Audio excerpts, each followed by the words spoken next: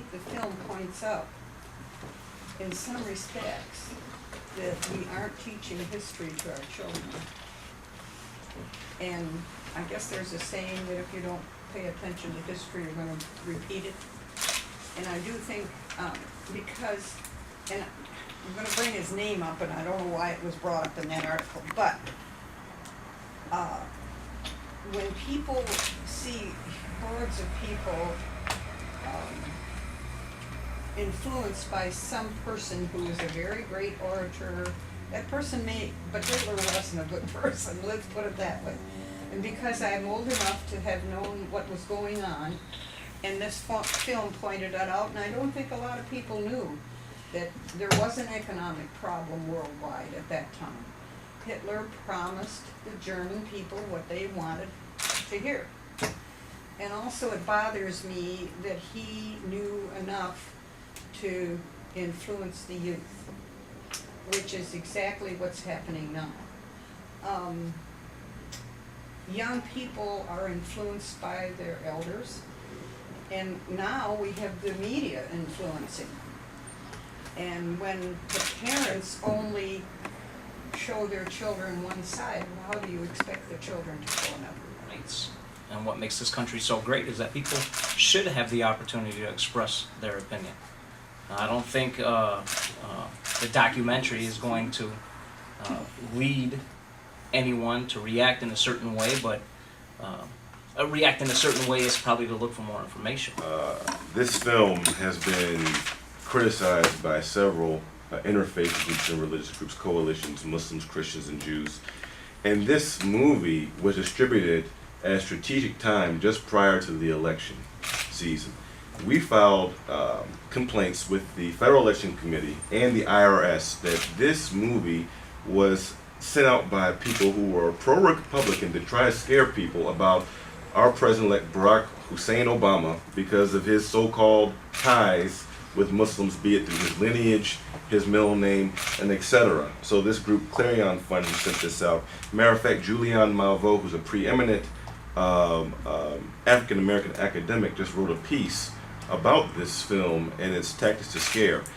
One of the quotes, I mean, I've given a whole presentation about this, about a 45-minute presentation about some of the issues that we take exception to. And I don't have time to go through all that. And we being who? And I don't. And I'm a Muslim leader here. Okay. Let me just say that this film casts suspicion on all Muslims, whether we want to admit it or not. It starts off with a weak disclaimer and ends off with Tony Blair. We have to support the moderate Muslims, but then it goes on to say even those who appear to be moderates may not be moderate. Then it shows pictures of Muslims, women wearing headscarves, that showing Muslims at Mecca praying. So then you don't know who the extremists are. Anyone who appears to be a moderate, in fact, could be an extremist, and it causes a type of hysteria. And if I can give an historical analogy, there was a movie that came out at the turn of the 20th century called The Birth of a Nation. And this movie depicted a black man who was potentially violent, who was about to rape a white woman, okay? This caused a scare amongst black people, and it caused an increase in lynchings. We have on our website, and we have many press releases that right after the distribution of this film, there was a mosque that was gassed in Ohio. There were a number of hate crimes that spiked up and increased anti-Muslim rhetoric on the media in the same time frame of the distribution of this film. And I would just say sincerely, we do have freedom of speech, but there's responsibility with freedom of speech. And I don't think it's a paid advertisement. This paper would send out information of a white supremacist group trying to show all black males as being potentially gang members or drug dealers. That would be politically incorrect to do that. But it seems to be that talking about these things with regards to Muslims, there's a level of political correctness about it. We're not denying that there are extremists in the Muslim world. They are. And Muslims are the primary victims of the terrorists in Iraq, Pakistan, Afghanistan.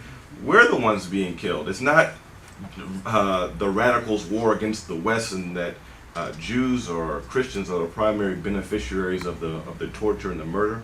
We're the ones who are the primary victims of Al Qaeda and Bin Laden and these people. Against it. I think there's a problem in the Muslim world. Muslims need to speak out against radical Islam. I think many are. I think we see governments over there taking action. Certainly, Pakistan has done a lot to fight the radicals in that country. I think others need to marginalize the radicals in that society, particularly as it comes to the media and education. What's being said by some clerics, from the pulpit, even in summer camps.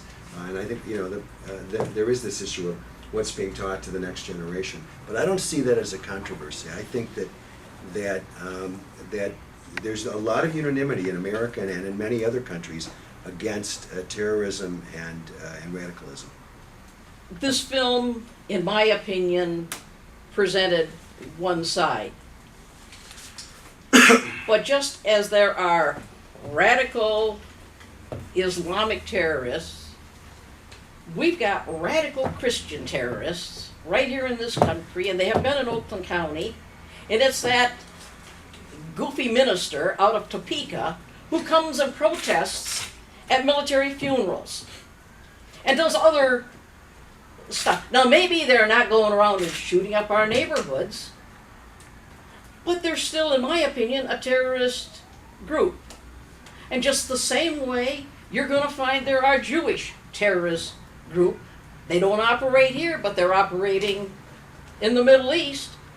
All of us are guilty. And it's because we operate out of ignorance.